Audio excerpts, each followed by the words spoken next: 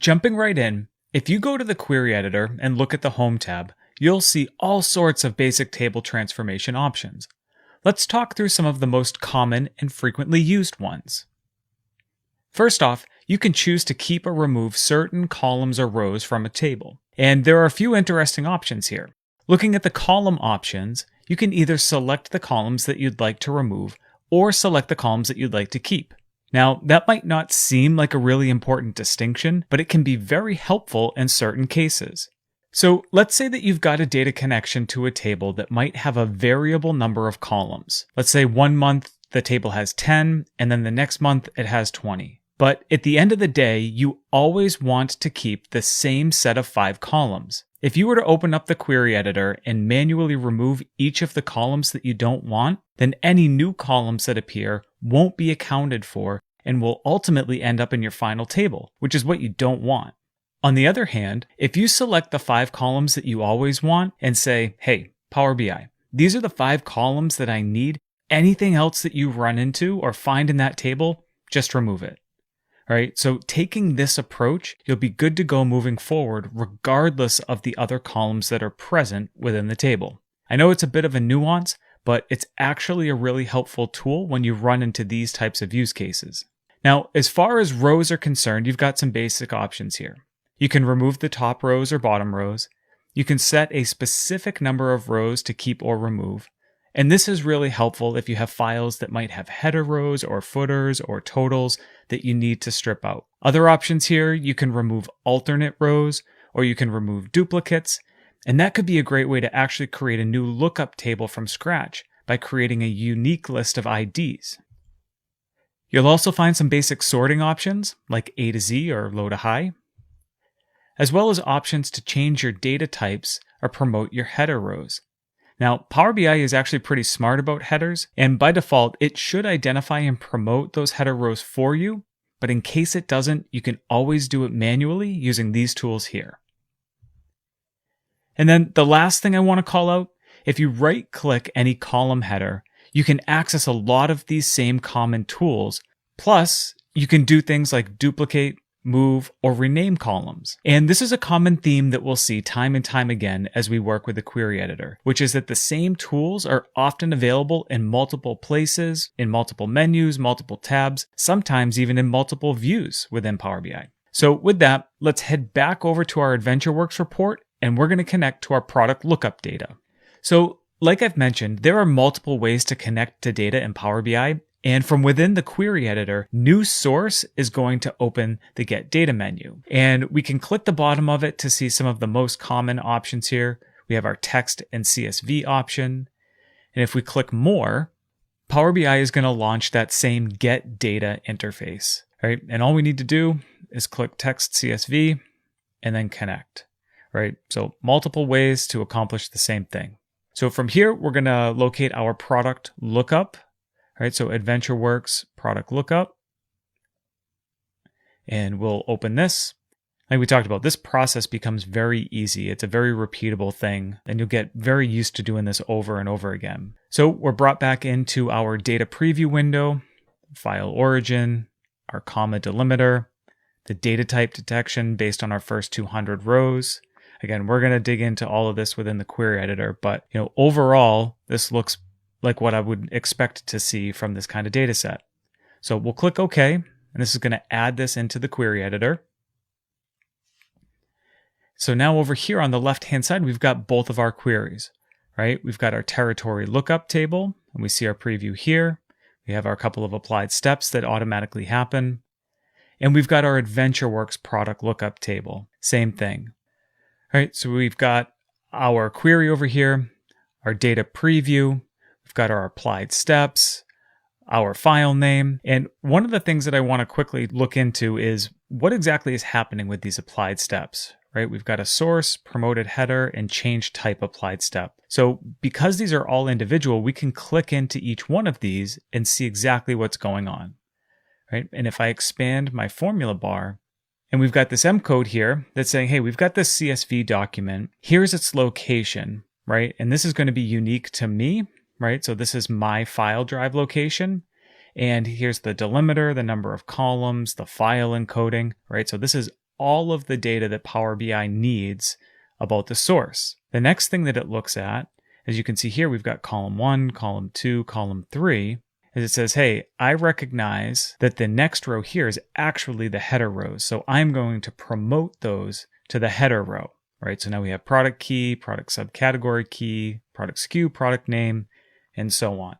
And if you look at all of these data types on the left-hand side here, right, they're all text-based, right? You can scroll over and you'll see that these are all text-based. So the next thing that Power BI does is it says, all right, based on the first 200 rows of this file, I think that these are the most appropriate data types to assign to each one of these columns. So we've got our product key here set up as an integer, our product subcategory key, same thing, as a whole number or an integer value, right? We've got product SKU as a text-based column. We scroll over to the right here, again, a bunch of other text-based columns. And then we get to the end of the data set here and we see 2 columns, product cost and product price, right? And these are being assigned as decimal numbers. Again, so Power BI is going through and scanning the first 200 rows of this table and it's saying, all right, here's my best guess at what these different data types are. So that's what those applied steps are all about. Now, every time I connect to a brand new data set, I always like to start with 2 steps. The first step is to rename the file, right? So we're going to delete the AdventureWorks portion of this and we're just going to call it product lookup. The lookup portion of this is going to be important once we get to the data modeling section. Chris is going to talk through why we name our tables that way and how it's important. The next thing that I like to do is really go through and make sure that all of the data types here are assigned appropriately, right? And we've kind of already done that, right? We confirmed that the product key, subcategory keys, these make sense as whole numbers. Everything that looks like it should be a text-based value is. So we'll kind of scroll through these again. And then the one thing here that we can do is our product cost and product price columns. These defaulted to a decimal number, again, which isn't inaccurate, but we can actually be a little bit more accurate, right? So these are actually currencies, right? And that data type within Power Query is referred to as a fixed decimal number. So we could click fixed decimal number, and this is going to add a new step and change our data type, right? So instead of it being a decimal data type, we're changing it to currency. The other way that we could do this is we're going to delete that last applied step. And I'm going to select both of these columns. And then I want to head up here to the transform, to my data type, and then fixed decimal number. And we'll add this as a new step. Right? And so now this new change type 1 step is saying, hey, we want to change or we want to transform these column types of product cost and product price both to currency. So really cool that we can do that. One other thing that we could do here real quick is we can right click on this step and rename it. And so let's rename this to change to currency. Right? So now this is a little bit more readable and we actually understand what's happening here. So overall, things are looking really good, right? There really isn't too much that we would have to do. We could probably load this file as is and it would be totally workable. But let's say, for example, that we want to remove this product size column, right? When we start looking at it, we can kind of see that it's a little bit of a mess, right? We've got a mix between some numeric sizes and text-based sizes, and maybe we don't think that it's going to be super helpful, so we just want to remove it. So again, there's multiple ways to accomplish this. We can right-click the product size column header and click remove, right? Or we can come up and remove columns from our header tools, right? So Power Query adds a new step here for removed columns. We can see the associated M code generated here. We'll just collapse that formula bar back. And there we go. So it's really that easy. So just to quickly recap, as a best practice, try to get in the habit of updating your table names and confirming your data types and their accuracy every time you connect to a new data source. It's really paramount for everything downstream of it, just to make sure that those are set up appropriately. All right, so far we have connected to this data set. We've updated the table name. We've confirmed our data types. We updated a couple of data types to currency. We removed our columns. So the next thing that we can do here is actually close and apply these changes, right? And what this does is this actually is going to load the data into the data model, and we'll see that in the front end of Power BI. All right, so now that that's finished loading, over here we've got both of our product lookup and territory lookup data sets.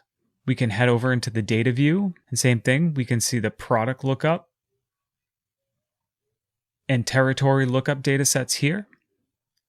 And then if we jump over into the data model view, I will scroll out real quick so we can see both tables. And within the data model view, we can see that we have added both the territory lookup and product lookup tables here. All right, congratulations. You've just loaded your first two tables into your data model. From here, our last step is to really just save our work.